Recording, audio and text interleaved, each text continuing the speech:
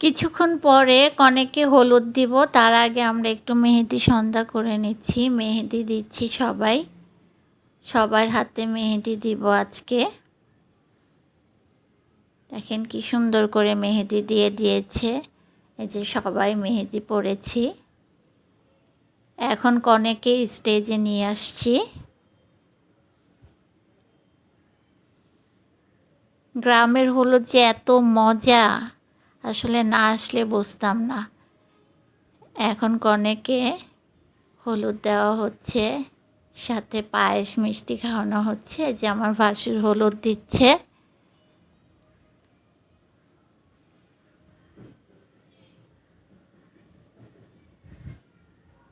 এই যে আমার ছোট মেয়ে হলুদ দিচ্ছে।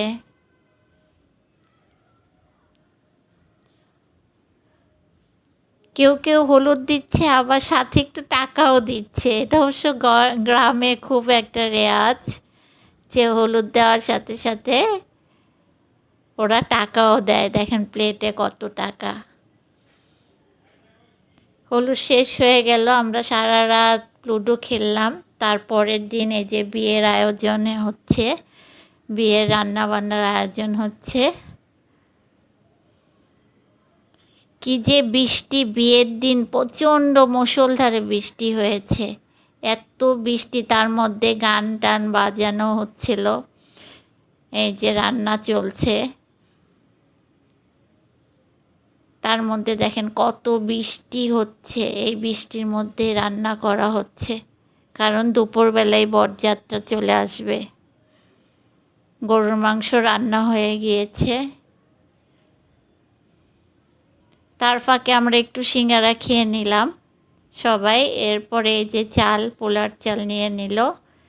গরুর মাংস একদম রেডি হয়ে গিয়েছে। এই যে সব রান্না রেডি।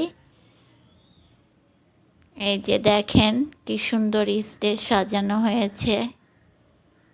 এখন বরের জন্য আস্ত মুরগি ভাজা হচ্ছে। একটা পেয়ারা গাছ ছিল, পেয়ারা এই যে ছিঁড়ে খাচ্ছি। পেয়ারাটা যে এত মজা। এই যে সবাই খাচ্ছে, এখনো বর আসেনি, কনের বাসার সবাই খাচ্ছে এখন। স্বর্গও খাচ্ছে। সে বিয়েবাড়ির ডালটা যে কি মজা হয়েছিল। গ্রামে বিয়েবাড়ির মানে সব খাবারের সাথে ওরা একটা ডাল করে, খুবই টেস্টি। যে কনেকে সাজানো হচ্ছে, বর চলে আসছে হুন্ডাই করে। গেট ধরা হয়েছে, বাচ্চারা সবাই গেট ধরেছে।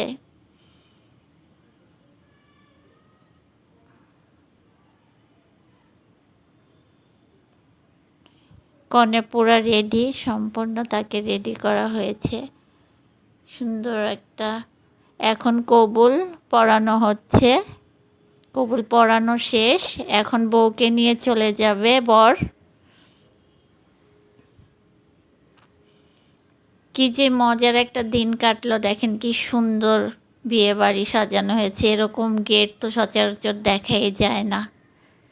খুবই ভালো লেগেছে সিরাজগঞ্জের বিয়েতে।